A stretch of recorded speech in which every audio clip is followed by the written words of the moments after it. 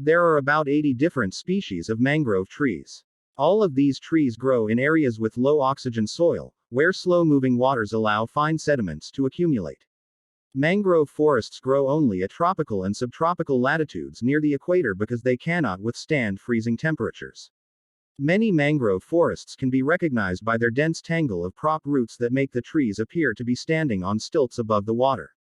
This tangle of roots allows the trees to handle the daily rise and fall of tides, which means that most mangroves get flooded at least twice per day.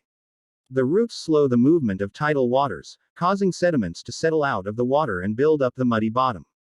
Mangrove forests stabilize the coastline, reducing erosion from storm surges, currents, waves, and tides.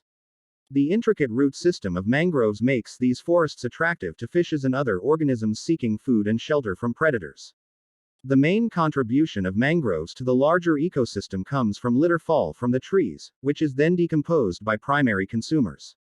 Bacteria and protozoans colonize the plant litter and break it down chemically into organic compounds, minerals, carbon dioxide, and nitrogenous wastes. The intertidal existence to which these trees are adapted represents the major limitation to the number of species able to thrive in their habitat. High tide brings in salt water, and when the tide recedes, solar evaporation of the seawater in the soil leads to further increases in salinity. The return of tide can flush out these soils, bringing them back to salinity levels comparable to that of seawater. At low tide, organisms are exposed to increases in temperature and reduced moisture before being then cooled and flooded by the tide. Thus, for a plant to survive in this environment, it must tolerate broad ranges of salinity, temperature, and moisture, as well as several other key environmental factors. Thus only a select few species make up the mangrove tree community. A mangrove swamp typically features only a small number of tree species. It is not uncommon for a mangrove forest in the Caribbean to feature only 3 or 4 tree species. For comparison, a tropical rainforest biome may contain thousands of tree species, but this is not to say mangrove forests lack diversity. Though the trees are few in species, the ecosystem that these trees create provides a habitat for a great variety of other species, including as many as 174 species of marine megafauna. Mangrove plants require a number of physiological adaptations to overcome the problems of low environmental oxygen levels, high salinity, and frequent tidal flooding. Each species has its own solutions to these problems. This may be the primary reason why, on some shorelines, mangrove tree species show distinct zonation.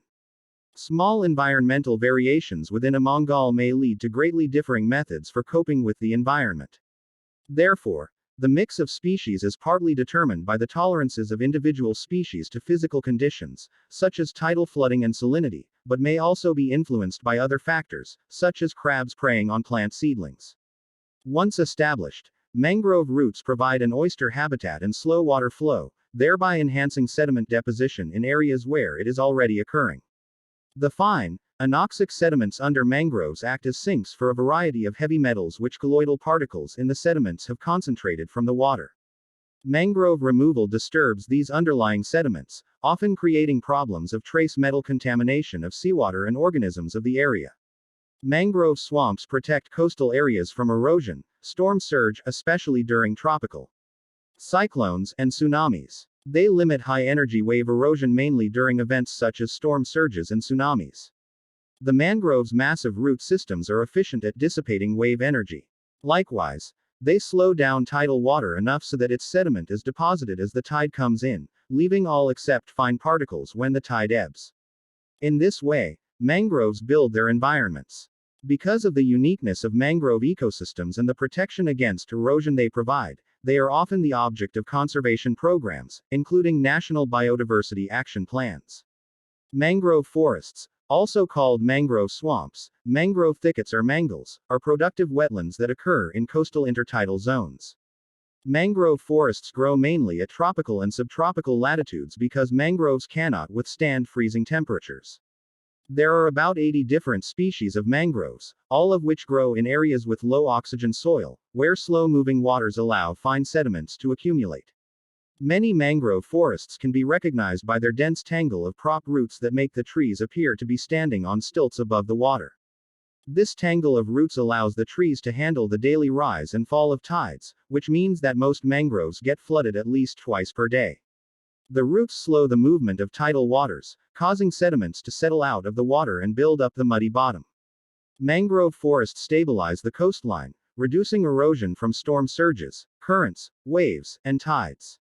The intricate root system of mangroves also makes these forests attractive to fish and other organisms seeking food and shelter from predators. Mangrove forests live at the interface between the land, the ocean, and the atmosphere, and are centers for the flow of energy and matter between these systems. They have attracted much research interest because of the various ecological functions of the mangrove ecosystems, including runoff and flood prevention, storage and recycling of nutrients and wastes, cultivation and energy conversion. The forests are major blue carbon systems, storing considerable amounts of carbon in marine sediments, thus becoming important regulators of climate change. Marine microorganisms are key parts of these mangrove ecosystems. However, much remains to be discovered about how mangrove microbiomes contribute to high ecosystem productivity and efficient cycling of elements. In some areas, mangrove reforestation and mangrove restoration is also underway. Red mangroves are the most common choice for cultivation, used particularly in marine aquariums in a sump to reduce nitrates and other nutrients in the water. Mangroves also appear in home aquariums, and as ornamental plants, such as in Japan. The Manzanar Mangrove Initiative is an ongoing experiment in Archiko, Eritrea, part of the Manzanar project founded by Gordon H. Sato, establishing new mangrove plantations on the coastal mudflats. Initial plantings failed, but observation of the areas where mangroves did survive by themselves led to the conclusion that nutrients in water flow from inland were important to the health of the mangroves. Trials with the Eritrean Ministry of Fisheries followed, and a planting system was designed to provide the nitrogen, phosphorus, and iron missing from seawater. The propagules are planted inside a reused galvanized steel can with the bottom knocked out, a small piece of iron and a pierced plastic bag with fertilizer containing nitrogen and phosphorus are buried with the propagule. As of 2007, after 6 years of planting, 700,000 mangroves are growing, providing stock feed for sheep and habitat for oysters, crabs, other bivalves, and fish. Another method of restoring mangroves is by using quadcopters, which are able to carry and deposit seed pods. According to Irina Fedorenko, an amount of work equivalent to weeks of planting using traditional methods can be done by a drone in days, and at a fraction of the cost. 70% of mangrove forests have been lost in Java, Indonesia. Mangroves formerly protected the island's coastal land from flooding and erosion. Wetlands International, an NGC based in the Netherlands, in collaboration with 9 villages in Demak where lands and homes had been flooded, began reviving mangrove forests in Java. Wetlands International introduced the idea of developing tropical versions of techniques traditionally used by the Dutch to catch sediment in North Sea coastal salt marshes. Originally, the villagers constructed a sea barrier by hammering 2 rows of vertical bamboo poles into the seabed and filling the gaps with brushwood held in place with netting. Later the bamboo was replaced by PVC pipes filled with concrete. As sediment gets deposited around the brushwood, it serves to catch floating mangrove seeds and provide them with a stable base to germinate, take root and regrow. This creates a green belt of protection around the islands. As the mangroves mature, more sediment is held in the catchment area. The process is repeated until a mangrove forest has been restored. Eventually the protective structures will not be needed. By late 2018, 16 kilometers of brushwood barriers along the coastline had been completed. A concern over reforestation is that although it supports increases in mangrove area, it may actually result in a decrease in global mangrove functionality, and poor restoration processes may result in longer-term depletion of the mangrove resource. The unique ecosystem found in the intricate mesh of mangrove roots offers a quiet marine habitat for young organisms. In areas where roots are permanently submerged, the organisms they host include algae, barnacles, oysters, sponges, and bryozoa, which all require a hard surface for anchoring while they filter feed. Shrimp and mud lobsters use the muddy bottoms as their home. Mangrove crabs eat the mangrove leaves, adding nutrients to the Mongol mud for other bottom feeders.